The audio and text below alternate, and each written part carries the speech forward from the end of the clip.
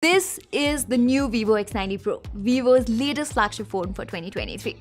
For a price of $800 or some 70 to 75,000 in India, it has all the flagship features that you can think of, including a big 1-inch camera sensor with size optimization, a curved 10-bit AMOLED display, the new Dimensity 9200 chipset, and so much more.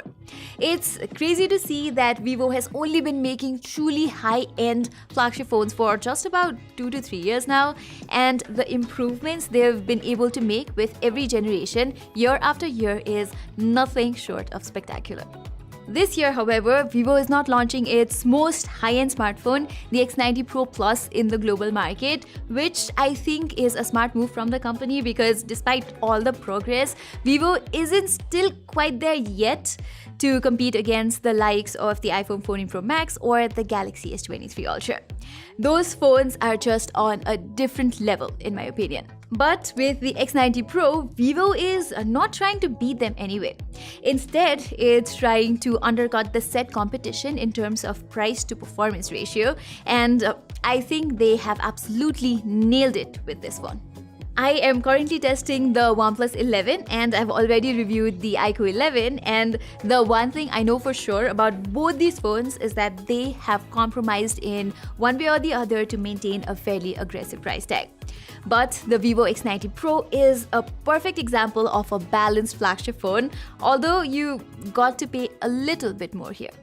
Okay, let me start the review with the unboxing, and here you get a pretty standard box package, but like most Chinese brands, Vivo has also been generous enough to include a charger inside the box.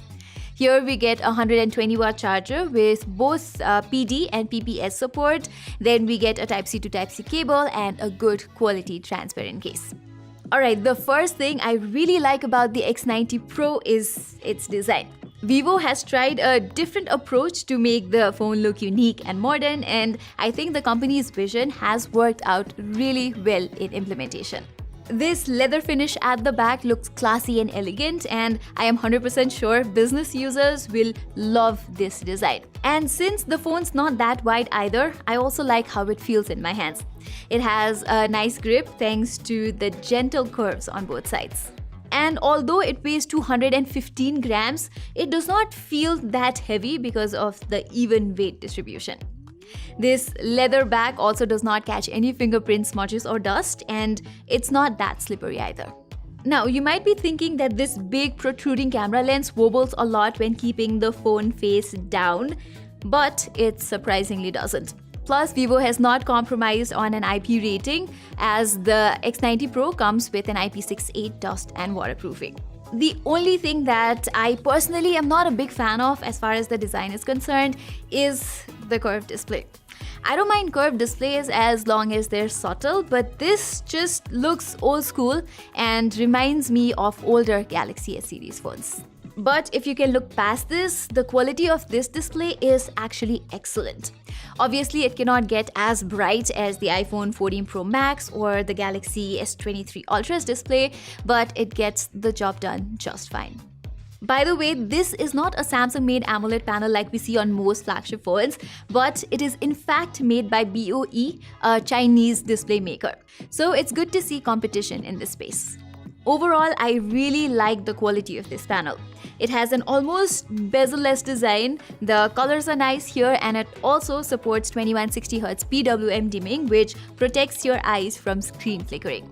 You can even customize the color profile of the screen with 4 modes to choose from, and the Zeiss natural option with its subtle and not as punchy color saturation level is exactly the way I like it. You also get a very reliable in-display fingerprint sensor here, which is definitely one of the fastest that I've seen on a smartphone. Weirdly, it is not an ultrasonic one like we saw on last year's Vivo's X80 Pro. While its placement has also changed, I would have preferred it around here instead, but I must say I got used to it pretty easily, so no complaints there. Vivo has also included good haptics on the X90 Pro. Pair that with a speedy touch sampling rate, I have really enjoyed interacting with this display no matter what I'm doing, like scrolling through the menus, typing up messages, or even playing games. I also like its speakers. It's as good as the one you'd find on an iPhone or a Galaxy device. As for performance, Vivo has reserved the more expensive Snapdragon 8 Gen 2 chip for the X90 Pro Plus.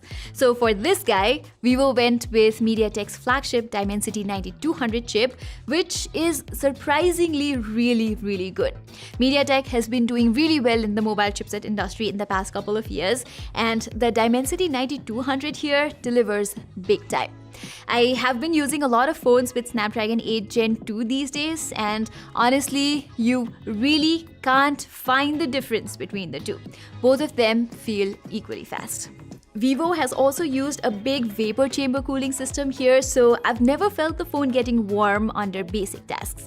In some games, I was even getting better thermals from the X90 Pro than the Snapdragon 8 Gen 2 powered iQOO 11. Here you can enjoy 60 FPS gaming in the highest of settings in both PUBG and Genshin Impact with almost 100% stability most of the time. However, some games like Asphalt 9 and Mech Arena are still not optimized to run at high FPS, but they should be fixed with the next update. Overall, I am really impressed with just how capable the Dimensity 9200 is. And if you want to learn more, I've also made a dedicated video comparing this chipset with the Snapdragon 8 Gen 2 and Apple's A16 Bionic that you can check out from somewhere here. Now, as far as the UI is concerned, I think Vivo has made some massive improvements in this aspect compared to how FunTouch OS was back in the day. Still, it could take some time for you to get used to it because it's a little bit different than most other Android skins out there, and I won't say that it's on the same level as stock Android experience on Pixel phones or Samsung's One UI, but Vivo has optimized their OS really well. With 12 gigs of RAM and a faster UFS 4.0 storage, apps load instantly and they can stay in memory for a long time. So once you reopen them again, there's no delay or such either. Even in terms of battery, the optimization Vivo has done is quite appreciable. The X90 Pro has a typical 4870 mAh battery, and I was able to get an entire day's worth of endurance in medium to heavy usage. What's even better is that its 120-watt charger can fill in the phone from 0 to 100% in less than 30 minutes, and it supports 50-watt wireless charging as well.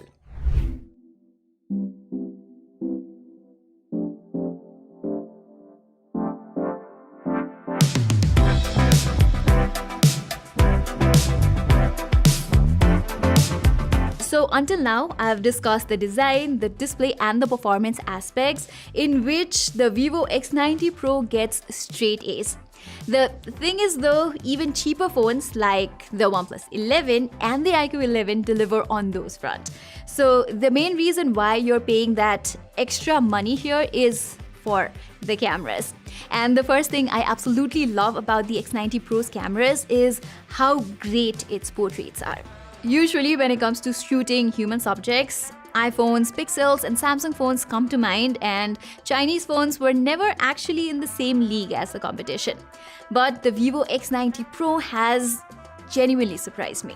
50mm lenses are widely regarded as one of the best options for taking portraits, and X90 Pro's 50 megapixel portrait camera with a 50mm equivalent focal length takes absolutely stunning shots. They almost look like they're taken from a professional DSLR camera. Take this image for example. The lens flare, the depth estimation and background bokeh are just perfect here. And not just that, I think the Zeiss optimization has made it even better because the phone can maintain great skin tone and subject focus as well.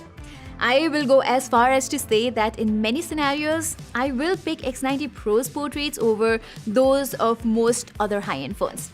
Its 32 megapixel front camera delivers equally good-looking selfies with good HDR details. With all this, I had high expectations from its main camera lens too, which is the beloved Sony 989 1-inch sensor. The same one we saw on the Xiaomi 12S Ultra.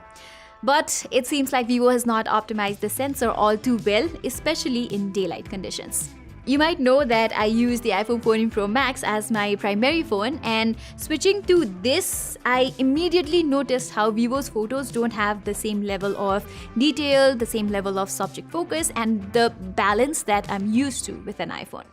Similarly, the X90 Pro also has something called Zeiss Natural Color Optimization, but I found it to be a little inconsistent. While you do get neutral, close to natural colors with this mode turned on, in some instances, the images look too pale and not pleasing to the eyes. And when turning it off, this Sony sensor occasionally struggles with maintaining accurate color details too.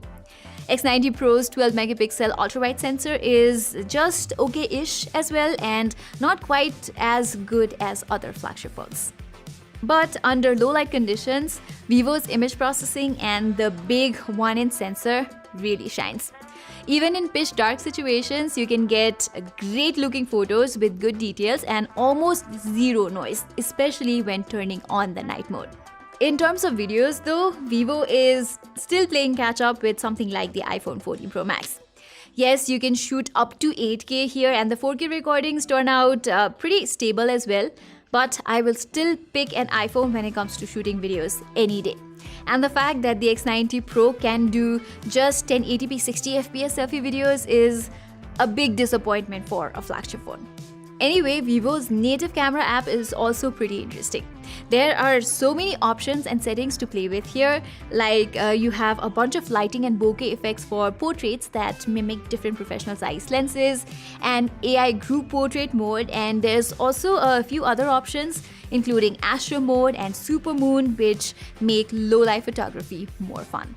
Okay, it's conclusion time. So if you look at the flagship phones in the $800 to $1,000 price range, you will find that most of them have some weird, unsettling trade-off, since brands are most interested in pushing more expensive phones instead.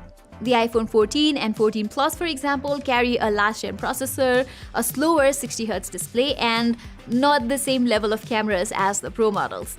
Samsung also skips its premium cameras on the vanilla S23 and S23 Plus, whereas Google's Pixel 7 Pro does not compete in terms of performance. So compared to all of them, the Vivo X90 Pro stands out as a balanced offering that really does not compromise much.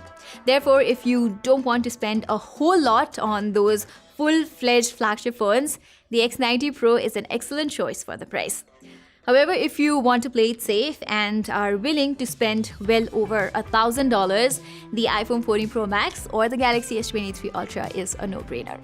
Alright guys, that was all for this video. I hope you liked it, and if you did, don't forget to give it a thumbs up, and while you're there, don't forget to subscribe. Till then, I'm Pratima Adhikari and I will see you in my next video.